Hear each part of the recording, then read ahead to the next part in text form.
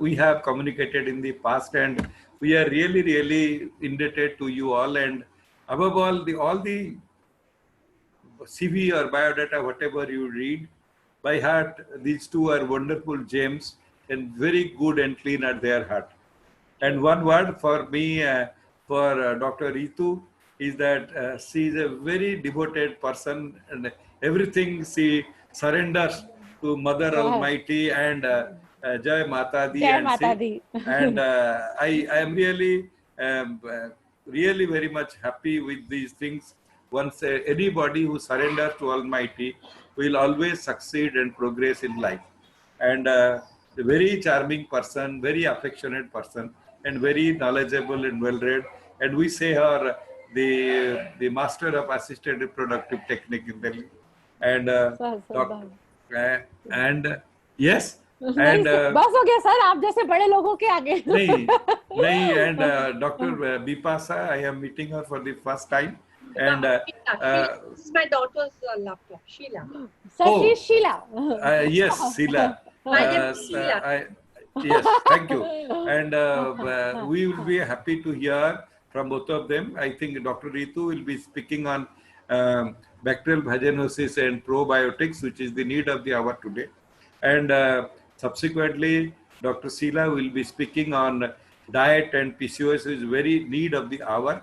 These are the two very interesting topics. Let's hear, and we'll give our comment at the end of it, and question answer session will be followed by that. With these few words, I thank you all for inviting me. There is no guest or chief guest. We are all friends. We are all brothers and sisters. Namaskar. Sir, this is your kindness. No, sir. Okay. Thank you. Yeah. Ritu, you can start. Yes. Rosa ma'am and Devadi sir, can I start? Please, yes. We all are waiting for you. I think Dr. Patnaik spoke so well from his heart. Yeah. I think it's good time to start now. Thank you. Yeah. A very warm welcome to all of the friends from the Saudi. So many of my friends have joined from the Egypt and the Arab countries. A very warm welcome. Thank you all of you for the joining.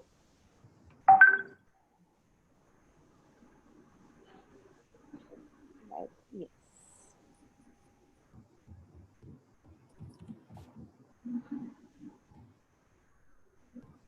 Slide is not moving. I don't know what happened.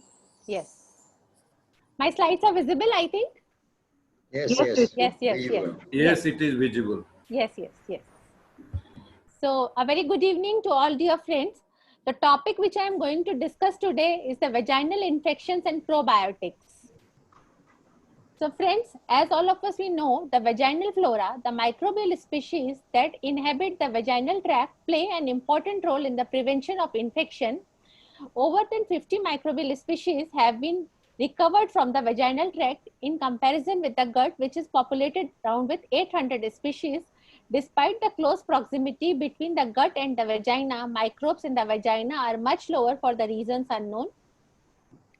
So we can see in this slide, the protective vaginal ecosystem, the vaginal microbiota provides a first-line defense in the female reproductive tract.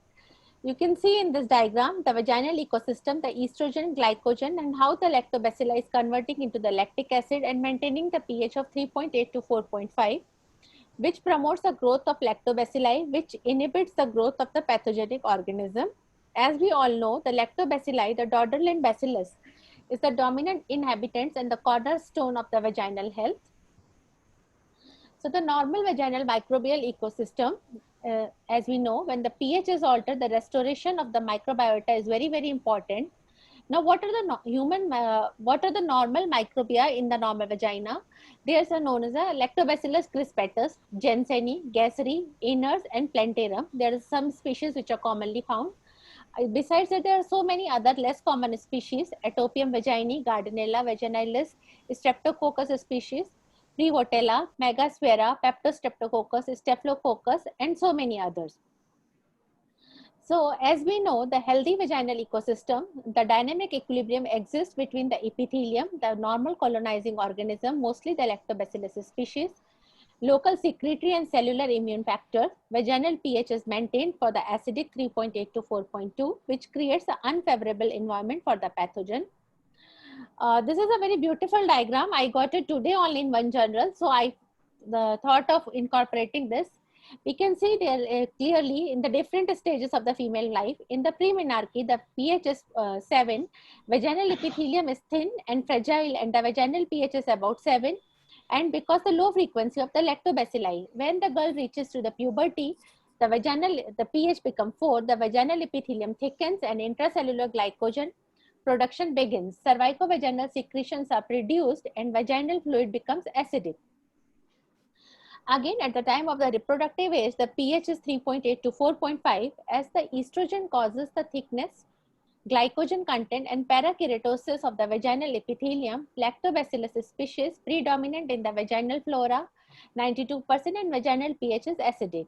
While at the time of the pregnancy, the elevated vaginal pH is associated with pregnancy is probably due to the increased volume of the mucus secretion. Mucus has high pH and this might reduce the vaginal acidity, favoring the bacterial colonization. Again, at the time of the menopause, the pH is again goes to the 7. The decrease in estrogen and progesterone levels results in decrease of vaginal secretion and in the thinning of the vaginal epithelium.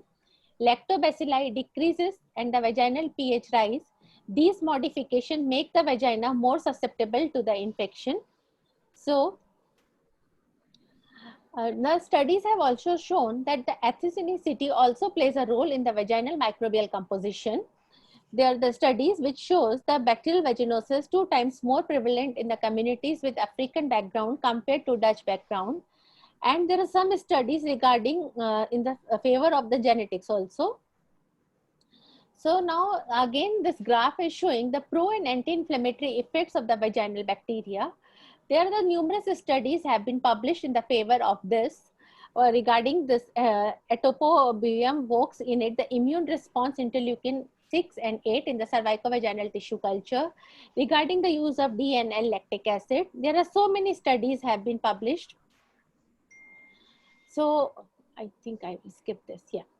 So there are so many factors that modify the vaginal microbiota. As we know, we have just discussed something also, the age, the adult woman, the postmenopause, while in the pregnancy, the lower concentration of the mycoplasma and ureaplasma, decrease in the pH and increase in the vaginal secretions.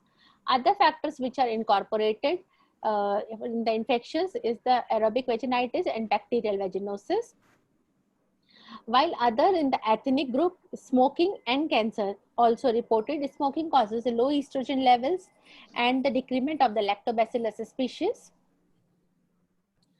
So as I am a ART specialist, so many patients are coming to us. So now what's the role of the vaginal microbiomes in the infertility? I found that this should be incorporated, it must be in my talk. So there are numerous studies. This study is a very recent, it's published in 13th March 2020 only. The vaginal microbiome as a tool to predict the IVF success is taken from the Europe PMC Journal. It shows the vaginal composition prior to the start of the hormonal treatment for ART seems to be predictive of in vitro fertilization or ICSI outcome with mainly a highly negative predictive value. The local microbiota, especially the absence or presence of specific microbes within the parts of the female reproductive tract, seems to be associated with the outcome of ART. So again, the studies have shown the absence of vaginal lactobacillus, the bacterial vaginosis. We have to decide by the Nugent scoring. In the images, it's clearly shown in the lactobacillus dominant microbiome, the gram-positive rod-shaped bacteria are seen, pH less than 4, and high lactate concentration, while in the cases of the bacterial vaginosis, Nugent score goes up to 10, overgrowth of gram-negative and variable anaerobic bacteria, Gardnerella, Atopium, Prevotella, Escherichia, and Megasphaeria symptoms. Patient present with odor, thin vaginal secretions, and pH more than 5, and exfoliated epithelial cells, the clue cells are the diagnostic. Now again, the studies have presented that the hormone influences during the IVF, what's the effect of the ART on the vaginal microbiota. The study have shown in the 1996 that in the group where there is no microbial growth compared to the group, the cultures are positive for the microbial colonization, where there is no microbial growth, that shows a clinically good higher pregnancy rate. The studies have shown the results is up to 57.1% and in that is 29.6. On the ovarian stimulation, the circulating hormones impact greatly upon the vaginal microbiota and the susceptibility of the woman to infection. Again, for the down regulation and with GnRH analogs, exogenous hormones impact upon the vaginal environment and the composition of the vaginal microbiota. The 3 to 4 months of the GnRH agonist treatment, this study is again presented by Khan et al. At 2014, that increased vaginal pH significantly above 4.5 and in endometriosis significantly shift towards the intermediate vaginal microflora, decrease in the normal vaginal microflora.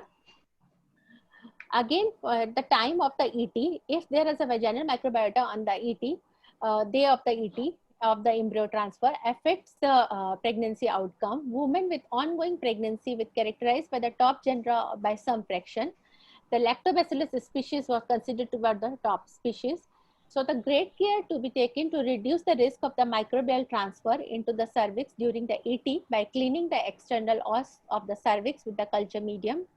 Avoid touching the vaginal walls and external cervix with the catheter tip. Studies have been reported for the use of this probiotics in the tubal infertility also. The studies have been shown the abnormal vaginal microbiota significantly associated with tubal factor infertility. Chlamydia T are more prevalent in bacterial vaginosis positive women. Components of an abnormal vaginal microbiota ascend through the cervix into the upper genital tract and PID and reducing the fertility. You can see in this diagram, the contamination is possible from the vaginal cervical microorganism needle puncture of the vagina. Microorganism can enter the endometrium from the cervix during the embryo transfer, could damage the developing embryo and prevent the pregnancy. So what's the pathophysiology for this? The pathophysiology of vaginal imbalance and female infertility. We can see it increases the concentration of interleukin-1 beta in the vaginal environment, which in turn triggers the generation of reactive oxygen species, which in turn affects the membrane integrity and flexibility, which impairs both the tail motion and sperm-oocyte fusion, which disrupts the fertilization and implantation. Again, there is one good study in IDSA journal. The different composition of the vaginal microbiome but not of the seminal microbiome is associated with successful IUI in couples with idiopathic infertility, a prospective observational study. This study has also given the support regarding the use of probiotics at the time of the IUI. There is one more study in the Human Reproduction Journal that abnormal vaginal microbiota may be associated with poor reproductive outcomes. So there are so many studies in favor of this. One more, the potential influence of the microbiome on the infertility and assisted reproductive technology. Meta-analysis demonstrated that bacterial vaginosis is significantly more in women with infertility. And similarly, the incidence of tubal factor has been significantly increased where the prevalence of bacterial vaginosis. Studies have also shown that 40% of the patients undergoing ART have the bacterial vaginosis. So once we give the treatment of this, it doubles the pregnancy rate. It is again reported by the European Journal of the Obs and Gynec. You can see where the treated is giving the result up to the 49%, while in untreated is up to 24%. So now coming to that, what is this, the lactobacilli? So as we know, the host estrogen stimulates the production and accumulation of glycogen, which is degraded by the human alpha amylase to produce the simpler that are consumed by the vaginal lactobacilli and fermented to produce the lactic acid. You can see very easily in this diagram. So normal vaginal flora has a protective role, the estrogen which increases the epithelial glycogen, lactobacilli, lactic acid which maintains the pH. Whenever there is abnormal pH, means more than 4.2, aggravating factors are trauma, low estrogen, menses, alkaline seminal fluid, alteration of the vaginal ecosystem which causes the epithelial desquamation. So this lactobacillus is responsible for maintaining the vaginal homeostasis, produces the lactic acid and maintains the vaginal pH. It creates the H2O2 and bacteriocins. It does not allow the attaching of the bad bacteria to the wall of the vagina by competitive inhibition. as we have already discussed, the loss of lactobacilli is related by the infections, vaginosis, candidiasis, trichomoniosis, cervicitis, STD, and cervical dysplasia. The adverse reproductive outcomes are reported to be either preterm labor, low birth weight, amniotic fluid infection, chorioamnionitis, or PROM. As I have discussed already, the infertility, the tubal infertility, ectopic pregnancy, PID, and reduced sperm motility. So, vaginosis causes the abnormal change in the vaginal ecosystem due to reduced concentration of the dominant lactic acid producing the lactobacillus species and excessive growth of the aerobic or anaerobic bacteria that are normally found in the vagina. So, it leads to the altered vaginal microbiota, leads to urogenital problem, bacterial vaginosis, vulvovaginal candidiasis, UTI, or PID. So, I am taking in nutshell for this bacterial vaginosis. So what is the pathophysiology? Is the adherence of the virulent Gardnerella vaginalis to the vaginal epithelial cells, replication and biofilm formation by consuming the vaginal mucosa proteins, which enhance the against the lactobacilli production. We can diagnose by the clue cells, pores formation in the vaginal epithelium, chopped off free salicylic acid mask from the host immunity. Patient usually presents with fishy amine vaginal odor, thinning of the mucosal layer, homogeneous thin discharge. And as already discussed, the pH is more than 4.5. While at the time of the vulvovaginal candidiasis, the adherence of the candida followed by the invasion to vaginal epithelial cells, which causes the modulation of the genes expression, triggers the directional hyphae formation in the mature biofilm formation, proliferation of yeast cells, maturation of the yeast cells into the hyphae, and which increases the fungal load. Enrollment of the inflammatory cells, irritation, pruritus, burning, and curdy white discharge.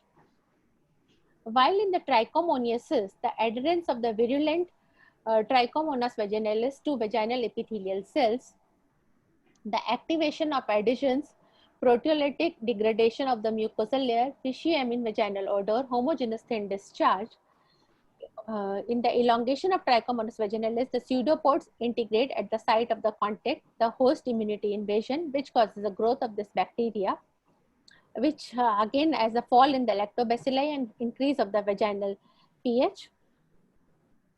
So there are different diagnostic criteria have been used.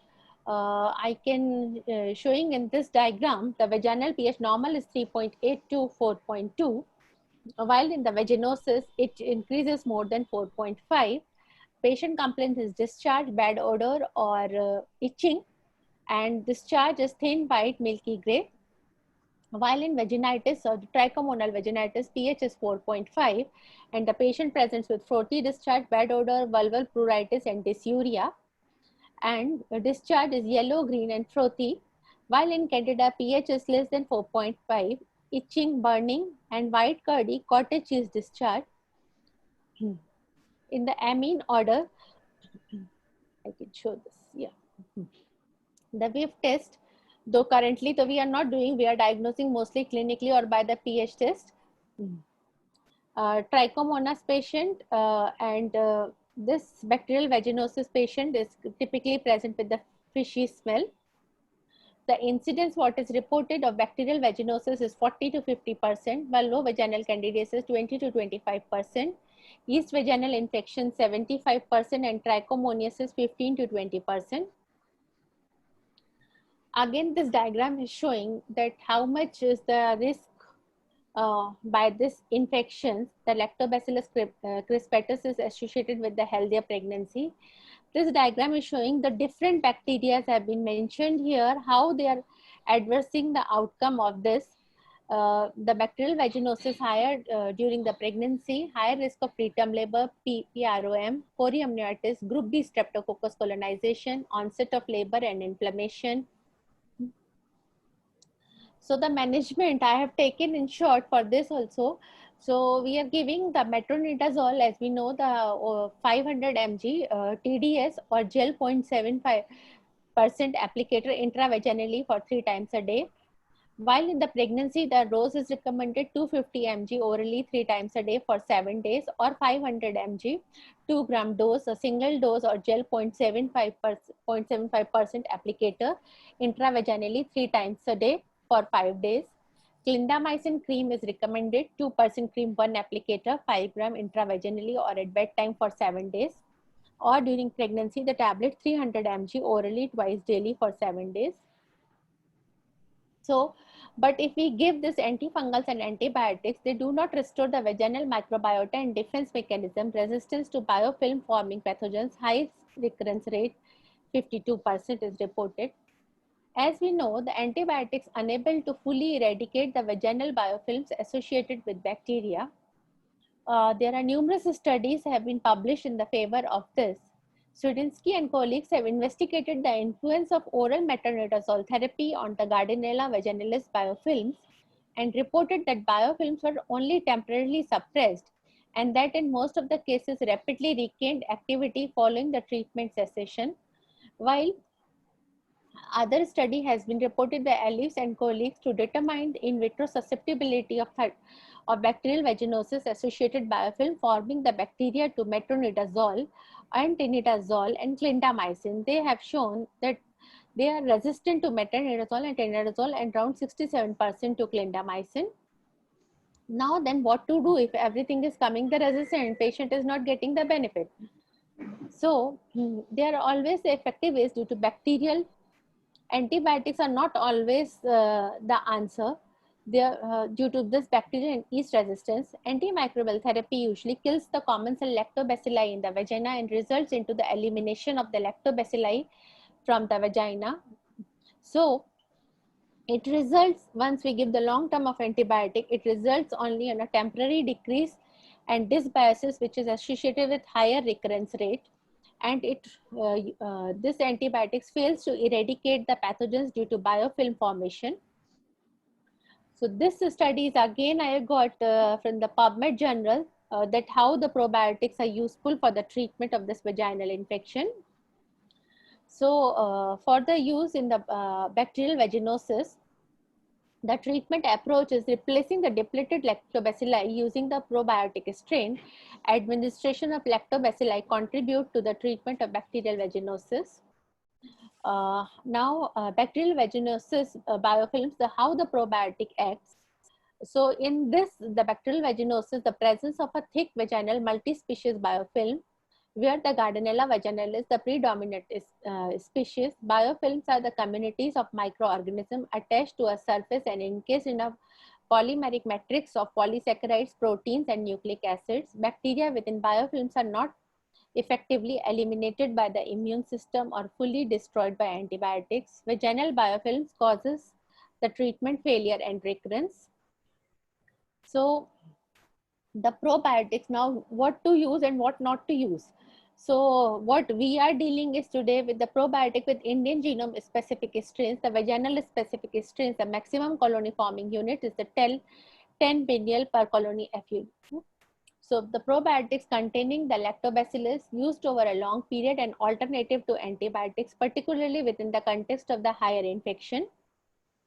So why we are discussing the strains of the Indian origin, but the microbiota is known to vary between the races due to the environment and food habits. Only indigenous strains will have better efficacy on the local population. So there are different strains which are very commonly used here.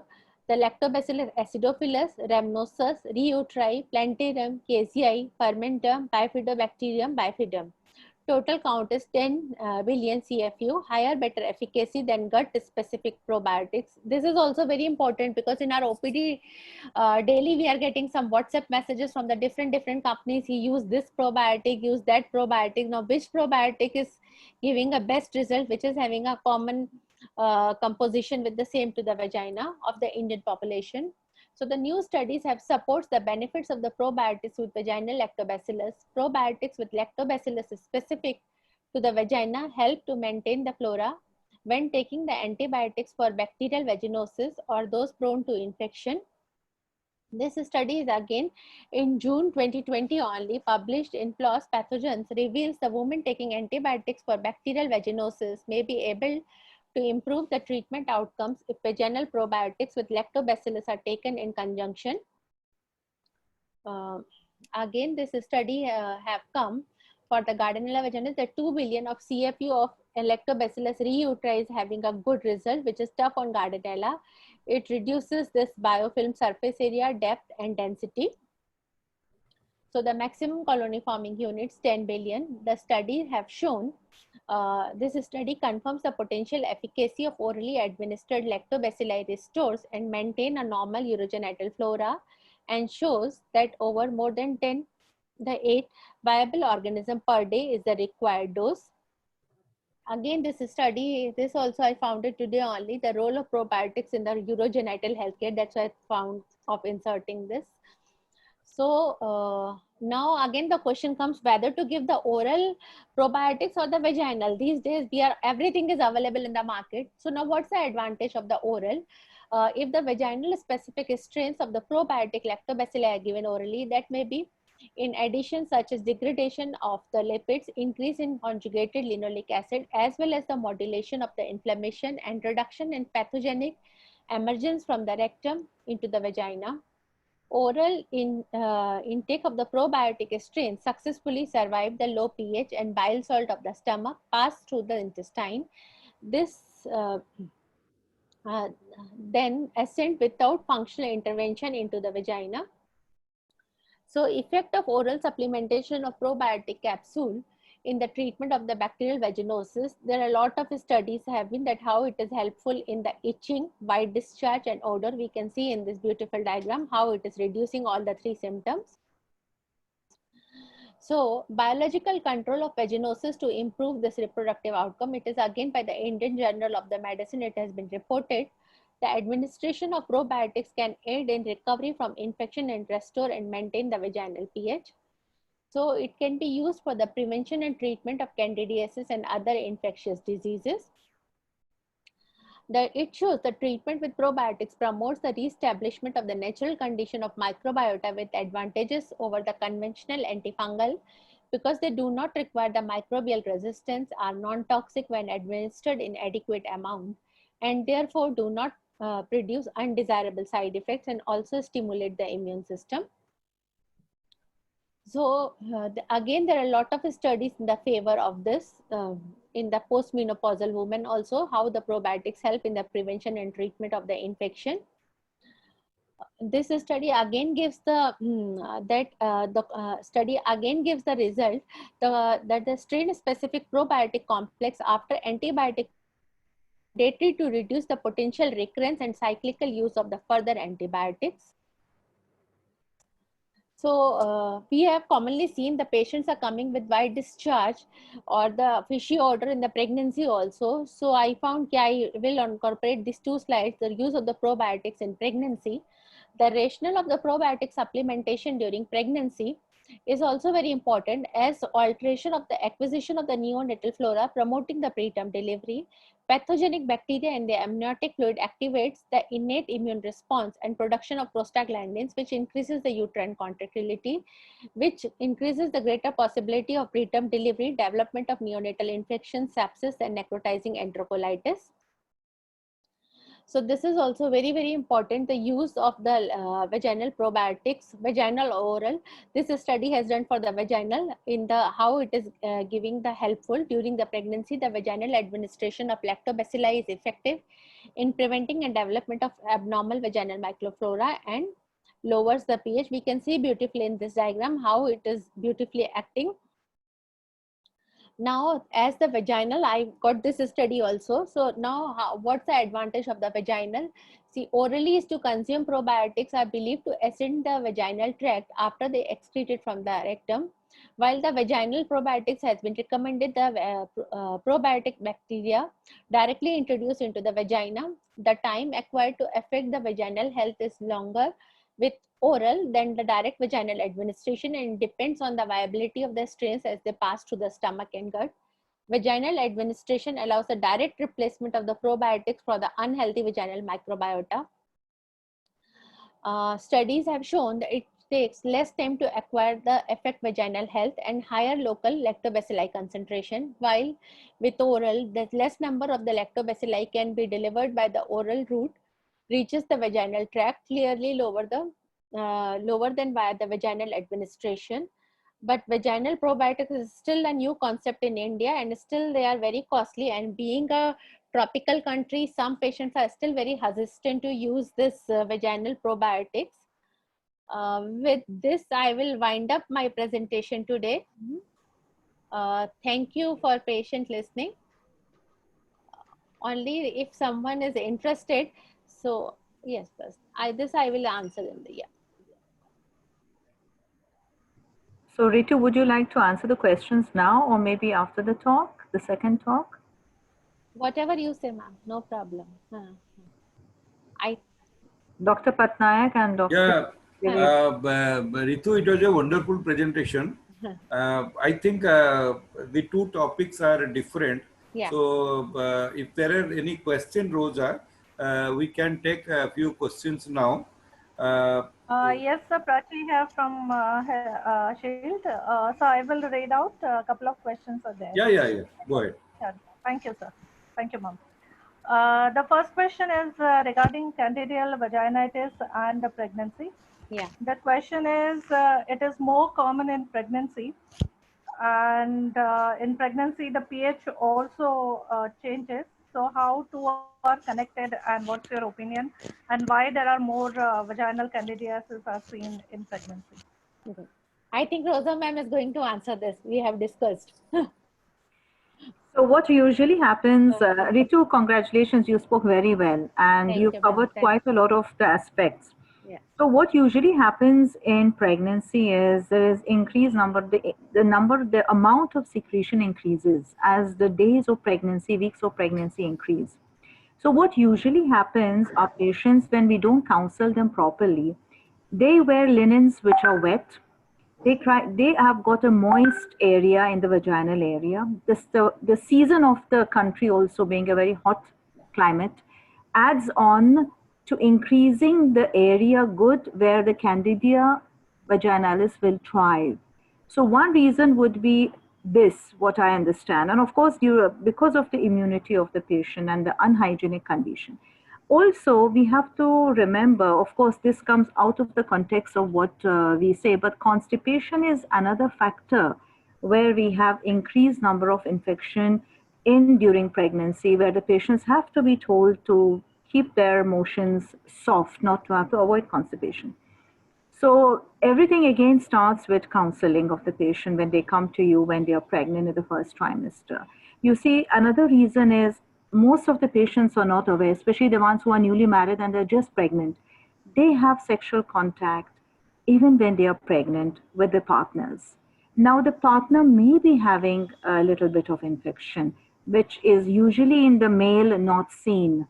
Often the male partners don't complain of anything, whether it's UTI or anything, but it's a female where it shows, and that is the reason why, because the length of the vagina, the area of infection is more. So women are basically more prone to vaginal infections more often. And that is why altogether we have more of Candida infections, more so also if the patient is diabetic. So these are all factors which makes a pregnant patient, what I understand to my knowledge, more prone to candidiasis, Candida infection. So basically the treatment, as Ritu has beautifully explained, and also keeping the place, the area more dry, try to avoid douching, try to wipe it, when you wash yourself after toilet, with a tissue paper from front to behind. So these are few things, tips we should share with our patients and spend a little time counseling them. So this is my understanding. If Dr. Patnaik and Dr. Dwivedi would like to add on this. It is an excellent presentation by Dr. Ritu. I have no word more than this to say. And she covered almost all aspects of the vaginal infections. And still some questions can be always there. But what you have explained after that, I don't think for me and Hara sir kuch bacha hua hai to add on that more. But as you rightly said that the young age, pregnant, and then coitus, all these three are behavior problems. I should say safe sex. We must advise in our clinic, which I had been doing since my young age. And people, as you rightly said, that males do not complain. And males do used to come to us, being I am a male gynecologist. Sir, ये क्या आपने बोल दिया मेरी wife को? Why should I use it? And then I used to call him and explain to him why I have told. And mostly they followed. So if we follow safe sex during pregnancy, good diets or whatever healthy that time, and then infections can take care by itself, because what I feel that vagina is a closed canal to exterior and it is a self-maintenance. So too much, nothing should be done. Too much hygiene itself will spoil everything. So neither it needs too much cleaning, not too much of deodorants or anything. And we should just maintain the normal life, normal diets, and safe sexual contact. And that, I think that's the better way of living with avoiding the infections. Thank you, ma'am. Yeah. Thank you, Ritu, for that wonderful presentation. And thank you, Dr. Dwivedi and Rosa, Dr. Rosa, for your valuable comments. If I look at a very wider perspective, you see that many women do come to us with abnormal vaginal discharge. So that's the broad term, abnormal vaginal discharge. And from that, you can say, starting from infection, starting from oncology or any discharge, any other pathology, discharge can happen. But we have again categorized it to two things, and we have found out that bacterial vaginosis by Gardnerella vaginalis and other anaerobic organisms is one component. Second thing is a vulvovaginal candidiasis, and third one is a trichomonas vaginalis. She has very nicely elaborated the thing. The thing is that the vagina is a organ where it is loaded by many pathogenic organisms. This has been removed, or they are not allowed to enter in because of the soldiers, what we call as the Dodellans bacilli. The Dodellans bacilli, the healthy bacilli, if they are in adequate number in the vagina, they will not allow other organisms to grow. And if there is, for some reason or other, the normal bacterial flora of the vagina is reduced, either for any disease, infection, or whatever, or organisms, the number of, or the change in pH, the vagina is invaded by anaerobic, aerobic, fungal, bacterial, protozoal, and so on and so forth. So from this, we have got different problems.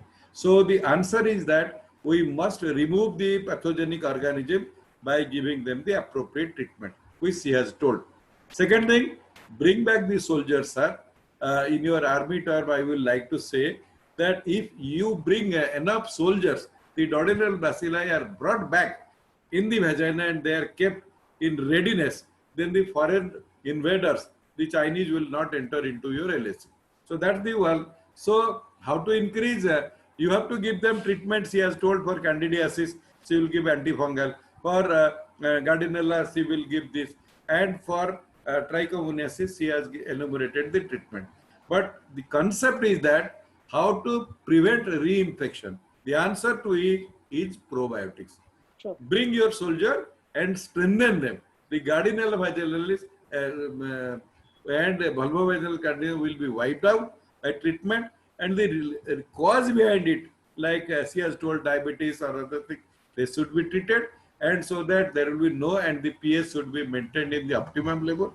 So you bring back your the healthy, the bacilli, they will be coming back, the Dodellal bacilli in an adequate number. To keep them in adequate number, give them probiotics. Give them orally or give them locally. So the choice is yours, so that if it is brought back, normal vaginal flora is restored, there will be no further invasion by the foreigners. So that's the basis. Thank you, Ritu, for wonderful presentation. Thank you both the chairperson for wonderfully conducting and concluding this session. Thank you. Thank you, sir. Thank you, sir. Thank you, Rosa ma'am. Thank you, Dwivedi sir.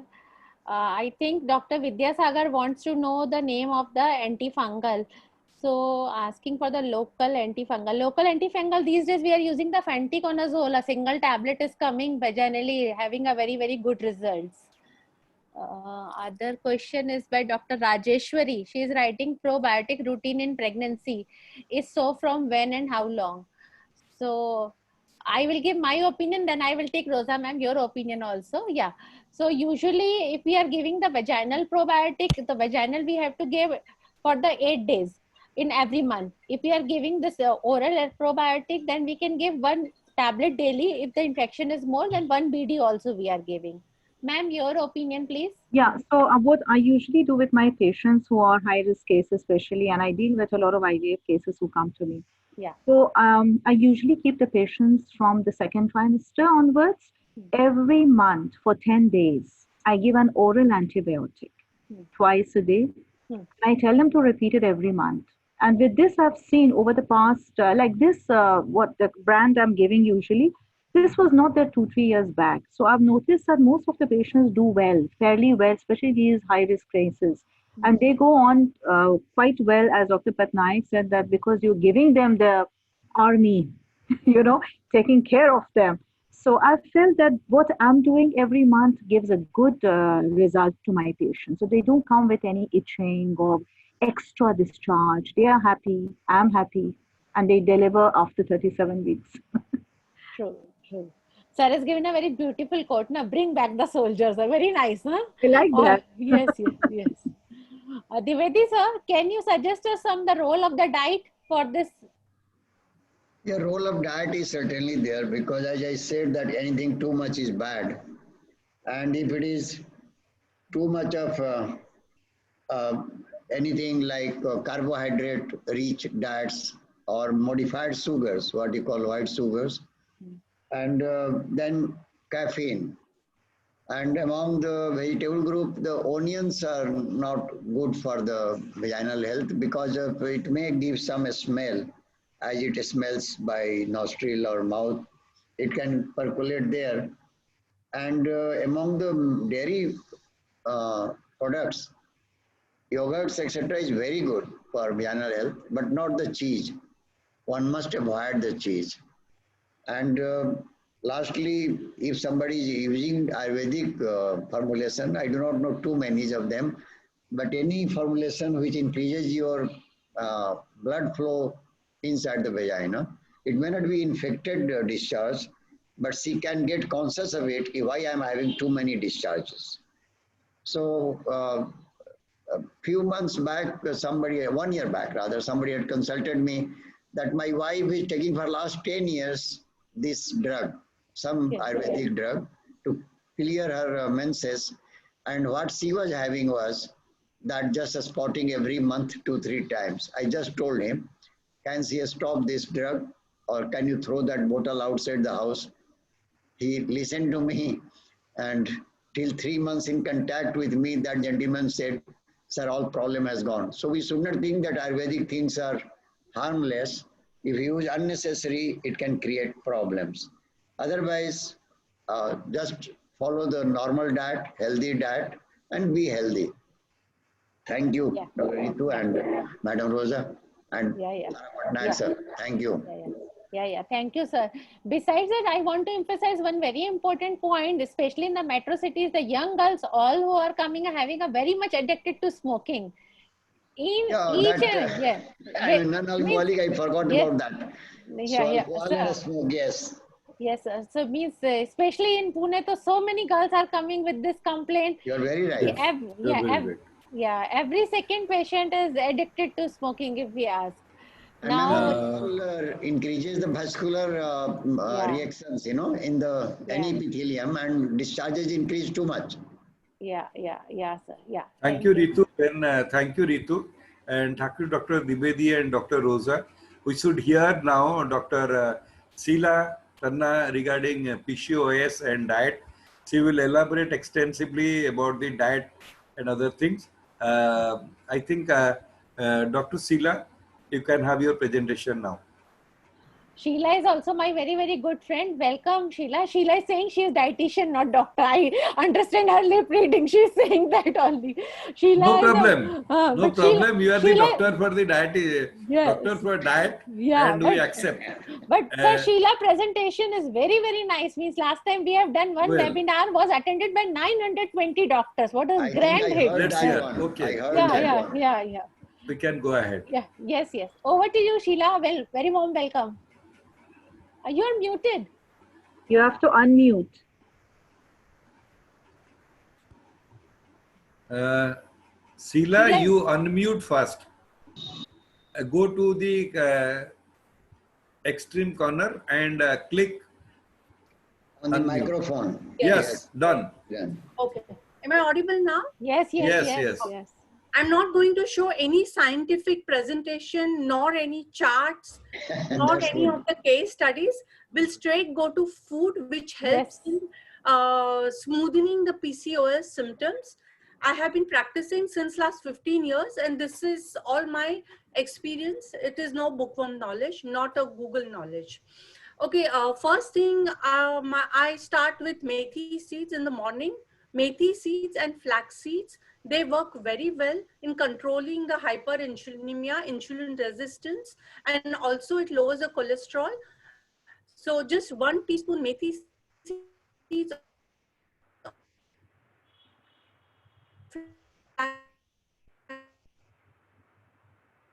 I think her connection is weak. soak it overnight, tea stomach it, and so mix it with water and have it. So all the things, they work pretty well. Methi sprouts also work pretty well if you add on salads, right? Number 2 is cinnamon. It is worldwide, globally, it is known that cinnamon also has excellent control over insulin resistance, and it is very heart friendly. It is good for CVD, and it lowers your blood pressure as well. So just any smoothie, just add it in tea, coffee, cinnamon coffee, or simple. I advise people half teaspoon in the morning, half teaspoon in the night. So mix it with water and you can have it, because sometimes people get sour allergy in the mouth if you give it very concentrated form. Number 3, Karela, Amla, and Tulsi, holy Tulsi. Karela, of course, it is age-old remedy to lower the insulin resistance. Amla is excellent vitamin C, and holy Tulsi has therapeutic value. So this juice also works very well. During monsoon, I usually don't give, but otherwise around the year, it works pretty well. Number 4, Nachni and Ragi. They are extremely rich in calcium. So you can make idli, you can make dosa, you can make shira, you can make puris, roasted puris, or snack, any snack out of Nachni and Ragi. Use it in 50-50 proportion. So 7 days before getting periods, if the calcium intake is high, it always smoothens, it always lowers the cramps. So I usually give it Nachni and Ragi. Okay, cashews. Usually it is a myth that cashews are very high in saturated fat. It increases cholesterol and it makes you put on. But in a way, cashew is very high in protein, and it also has tryptophan. So it could be a good bedtime snack. It induces good sleep because it boosts your serotonin level. So use it in smoothie, or maybe just oven roasted cashews. A handful of cashews are excellent for PCOS patients. I usually give girls just handful of it. Okay, we need to focus. Also, we need to focus on sleep routine. Early to bed, early to rise. Always, everybody knows, but nobody is following nowadays. हाँ उसका sound उतना अच्छा है ठीक है तो तुम्हारा ये साउंड अच्छा है सफाई में Please mute the other all participants. Okay. Go on, Sheila, go on. Yeah, yeah. So if you're all the time on gadgets, if all the time people are sitting, like in my house, right. people are sitting work from home. Yes, Chalo, yes, haan, Sheila, chalo, please go. come. Please So- mute Thanks all the about it. participants. It is Right. creating lot of disturbance. Dr. Prachi, can you please mute other participants? Yes, we are trying to do that. Yes. Yes, yes. ma'am. Yes, yes, Sheila, please. So nowadays the day starts at 12 o'clock in the night. They continue till 4:30. You know, Netflix and everything has spoiled everybody's life. But yes, I always advise people, and that immediately it definitely imbalances your hormones. And a simple turmeric milk or turmeric water also induces good sleep if a person is feeling sleepless or something. So even those tryptophan rich drinks work pretty well to induce good sleep, or just a pinch of nutmeg. Those things also work pretty well. Okay. Oils. Methi, Karela, those juices, sleep, and oils. Oils play a major role. Market is flooded with all kinds of bleached and filtered oils, saturated oils, and usually we are using that only. So that doesn't have a ratio of 3 omega and 6 omega, and that imbalances your hormone on a great way. And anything fried, of course, adds to it. Anything fried, pakoras, anything fried, you go to grocery store, so-called roasted snack, chivdas, biscuits, all the bakery items, they're full of unsaturated fats and trans fat. UK is partially banned.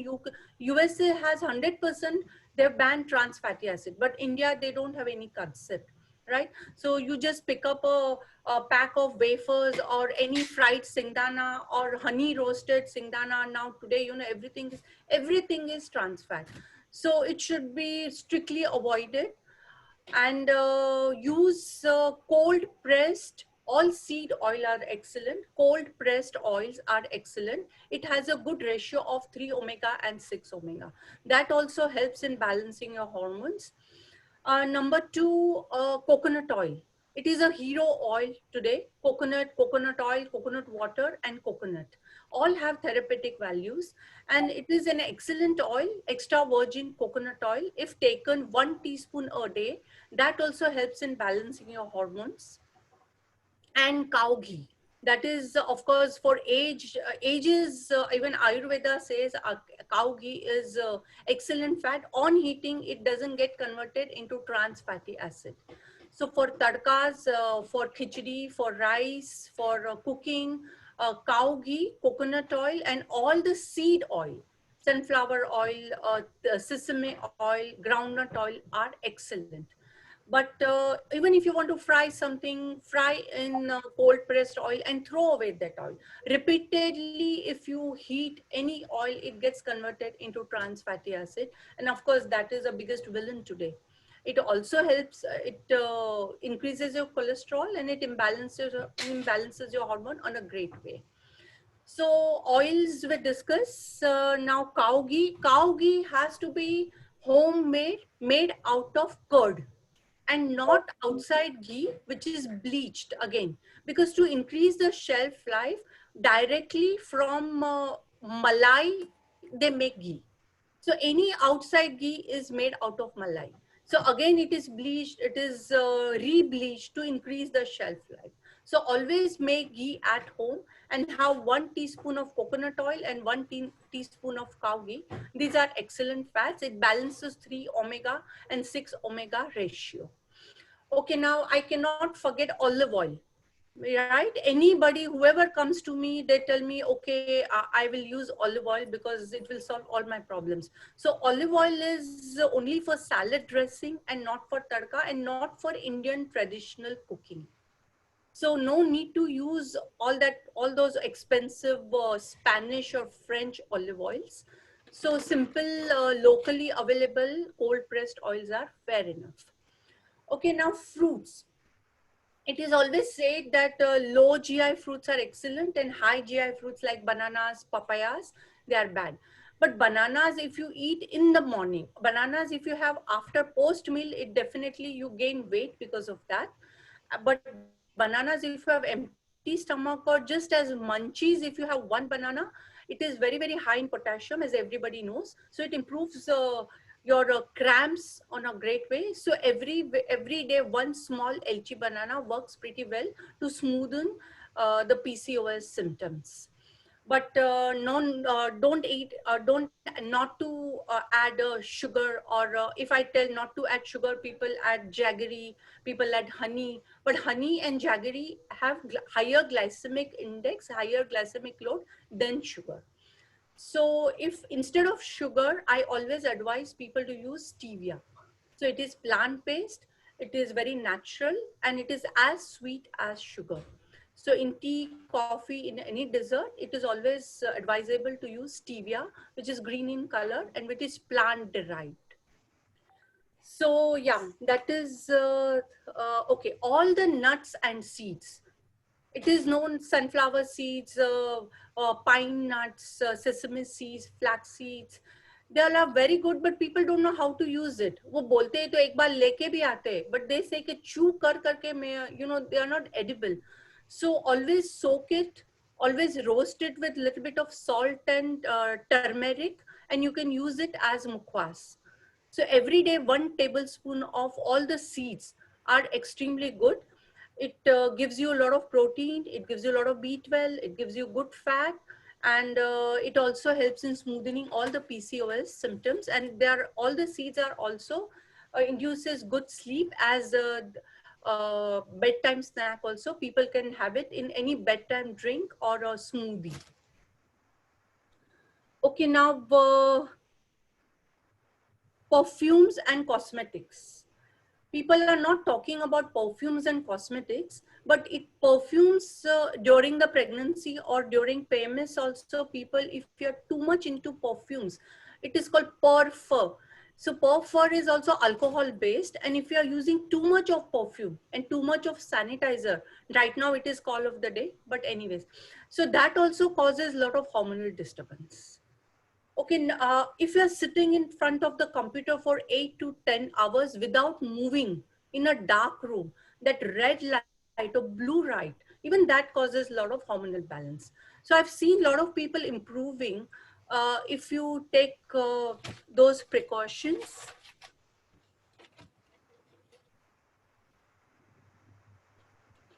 I should not forget anything, you know. Okay, so there is dairy. Most of the doctors, or even usually people say even cattle are injected with oxytocin hormone for extra milk production. So usually we stop dairy. But if you're pure vegetarian, and if you stop dairy forever, definitely you lack in between B12, D3 and calcium. And then people take supplements, but forever, for lifetime, it is very impractical to take supplements. So usually I ask people to take organic, unpasteurized cow milk, which in Mumbai, I think Sarada and Pride of Cow is very popular. I think everywhere people should get. So if you're taking that dairy, then it doesn't interfere with your hormonal balance. And a lot of people have lactose intolerance. So those who have lactose intolerance, they cannot digest direct milk, but milk products like paneer, or maybe curd, or maybe shrikhand, or maybe rasgulla. These are high sources of vegetarian proteins. So usually whenever PCOS patient comes to me or goes to any doctor, they ask for protein supplement. Doctor gives some good protein supplement, so my daughter will grow better and she'll have better energy. So these are excellent sources of paneer, curd, shrikhand, rasgulla. These are excellent source of vegetarian proteins. And of course, not to forget dals, not to forget sprouts. So you can make dal chilla, you can make dal dhokla, you can make dal dosa, you can make dal khichdi. Just out of simple dals, you can make so many things. Okay, one dal is an incomplete protein. So in vegetarian, if you mix all the dals together, it becomes all 9 essential amino acid, what you get from egg and milk. All vegetarian people also can get whole protein from mixed dals and mixed pulses. So out of mixed pulses also, you can make misal, you can make every day 1 teacup of mixed sprouts. That solves a lot of problems. Your 8 to 9 grams of first class protein you get out of mixed sprouts. It improves your hair quality, it improves your skin. And people have come and told me actually that I don't need to use any kind of cosmetics. So even for elderly people, I give dal soup. Dal soup is also very, good, and different types of dal khichdis recipes also. If you're interested, you please call me. I'll give you different types of, I make 10 types of dal khichdis with split dal. So split dals also have extra fiber, right? So these are the things usually I give people. And of course, not to forget exercise.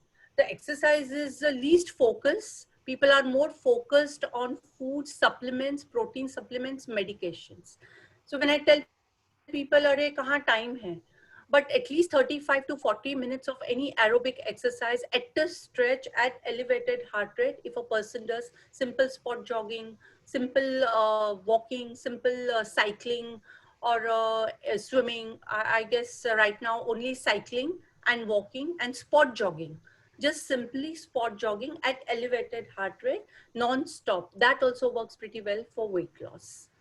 And for PCOS and for thyroid, weight training works really wonder.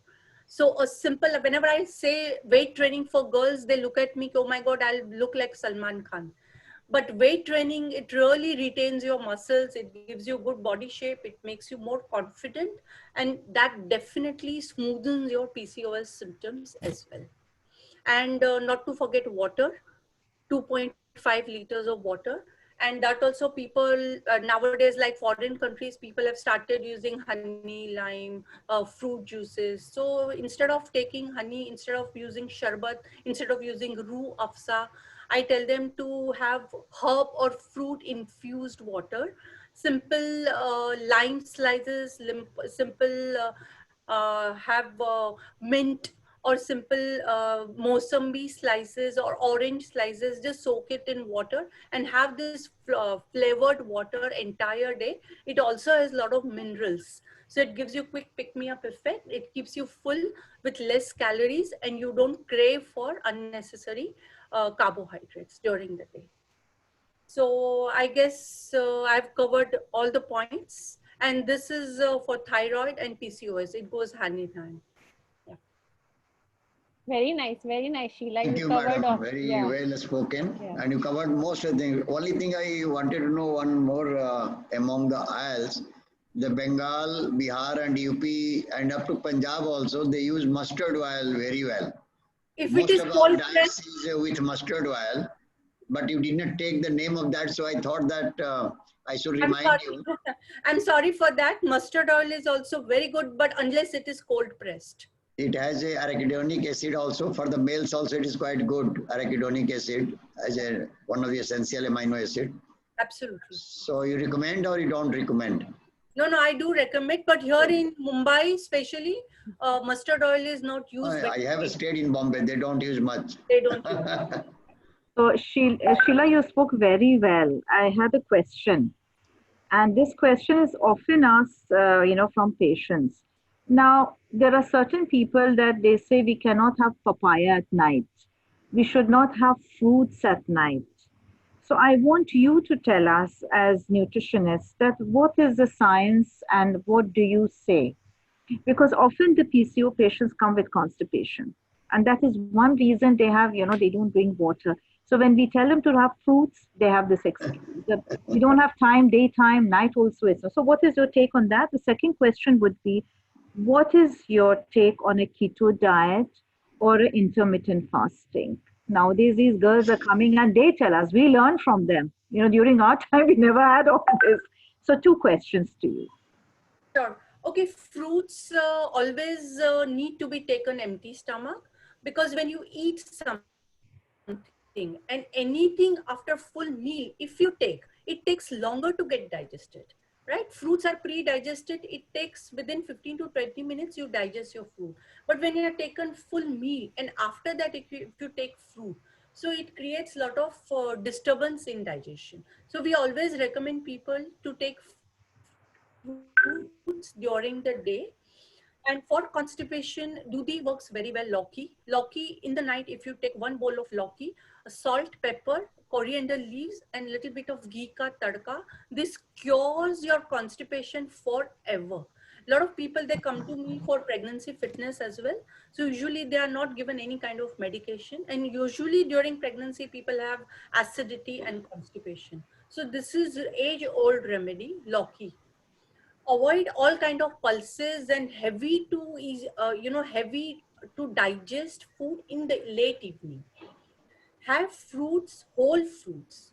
Don't have fruit salad. Don't have fruit juices. Even if you're having mosambi, have it with fiber. If you're having orange, don't remove that resa.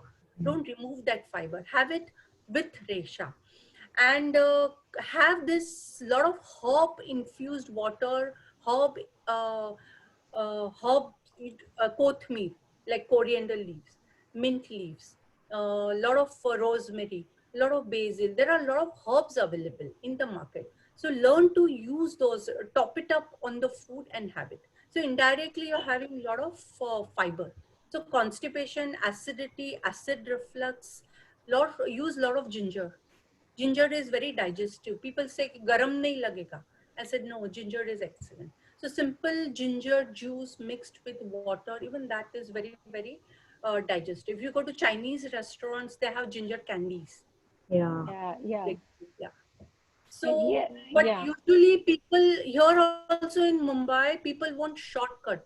People don't have time. Whatever is available, I tell them apply aloe vera. They'll go and get aloe vera juice from outside. So everything is available in your kitchen. So simple, just 2 to 5 minutes. Spend some time in the kitchen and make it at home. Don't buy anything ready-made, because no juices, nothing can be made without adding additive or preservative. You Right. cannot, oh, they claim that we don't use, but you cannot store orange juice without adding concentrate or citric acid or whatever preservative. So you don't advocate papaya at night also? Nothing, no fruits at night. No fruits at night, right? Yeah, Okay. fruit What is the case? Yeah, breakfast works very well. Fruit breakfast. Fruit yeah, right, breakfast. right. So what come to this intermittent fasting and keto Yeah. diet? Keto is absolutely no. Okay. I never advocate keto. I have seen worst of the cases. People develop a lot of allergies. People lose weight, but then after they put on, what happens if you lose weight by using all those crash dieting or weird diets? Keto is also weird diets. Mm. You lose weight and you cannot continue this forever. The minute you stop this diet, you lose your muscle and fat both. Because in 15 days, if you are losing 5 kgs, you're losing your muscles and you're using your fat.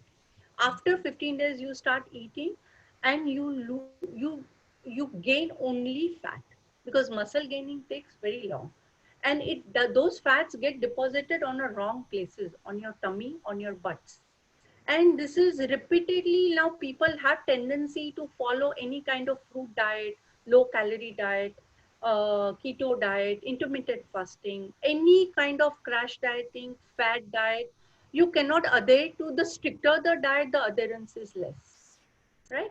So many times in life, people follow weight loss, weight gain episodes. This is called weight cycling.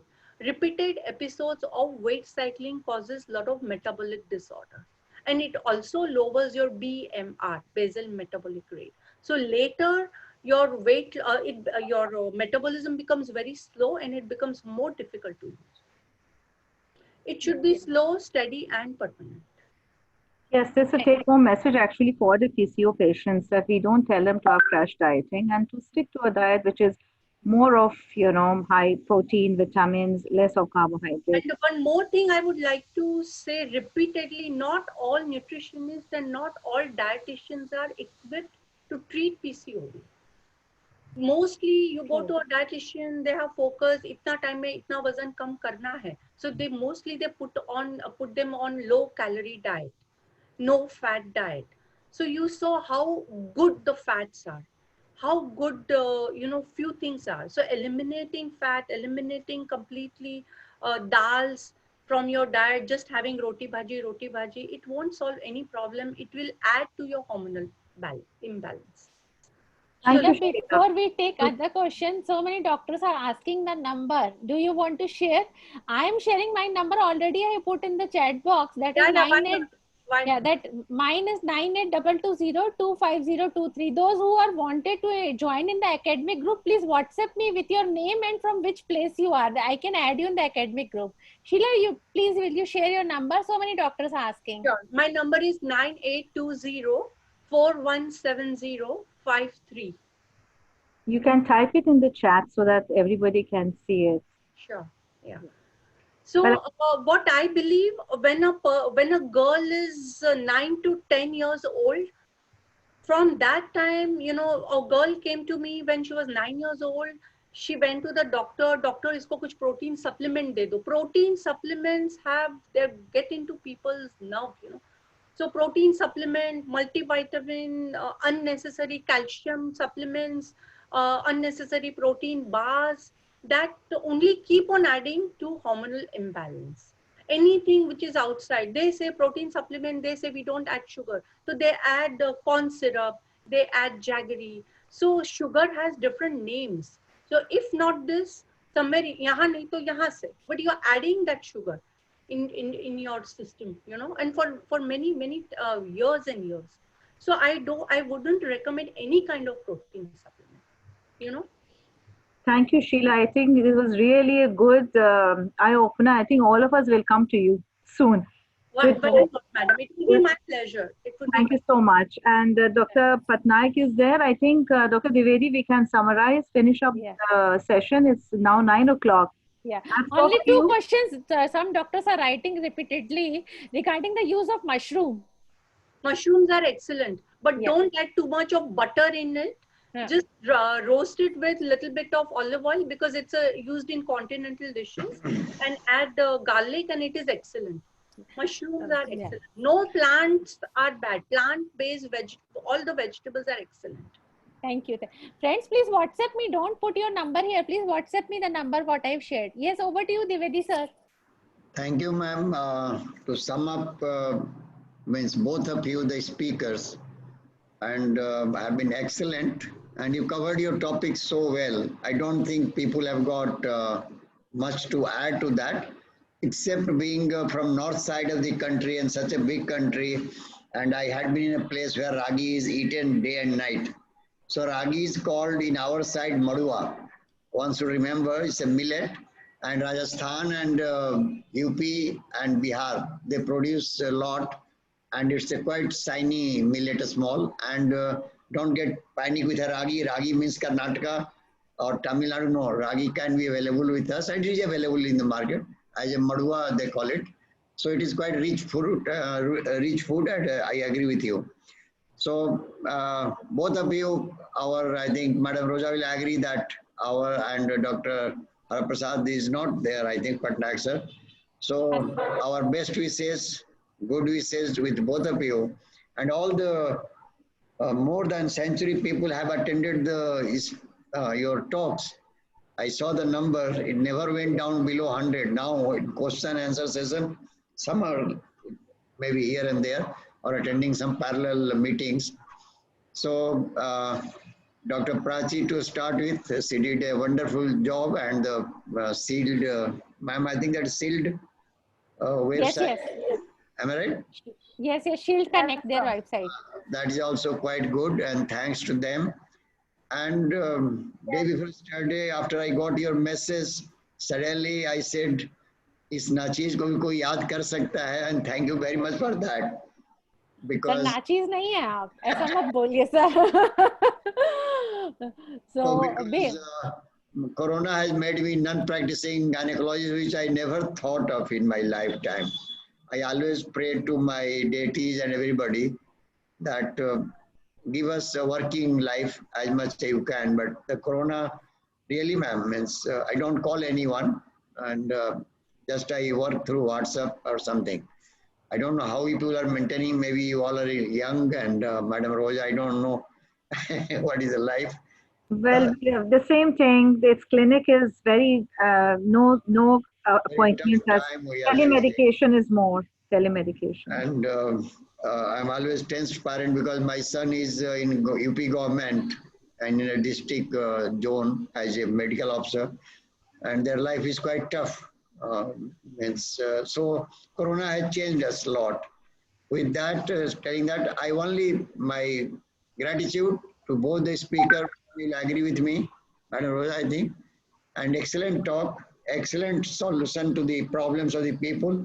I am sure all participants must have enjoyed it and they will help their patients much more. And anything, you both have given your numbers, mobile number, WhatsApp number. I'm sure they will contact you. Thank you very much. And my personal regard, Madam Rosa, though we did not meet, I think, seeing you here.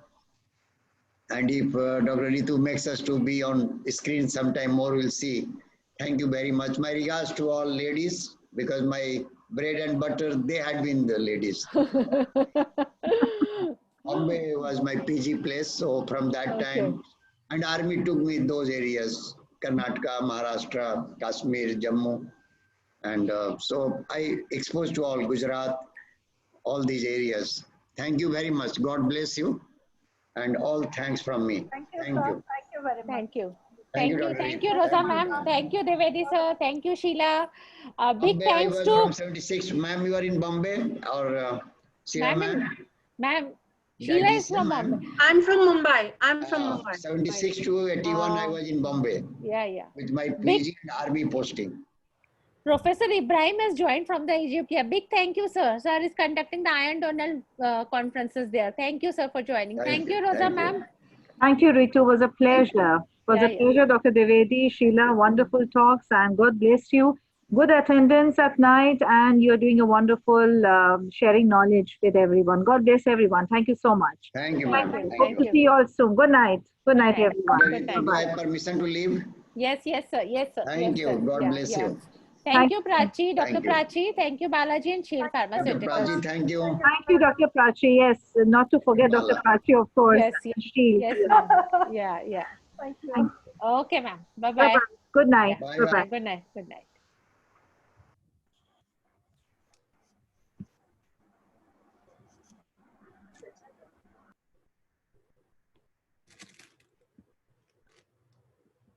Harsh.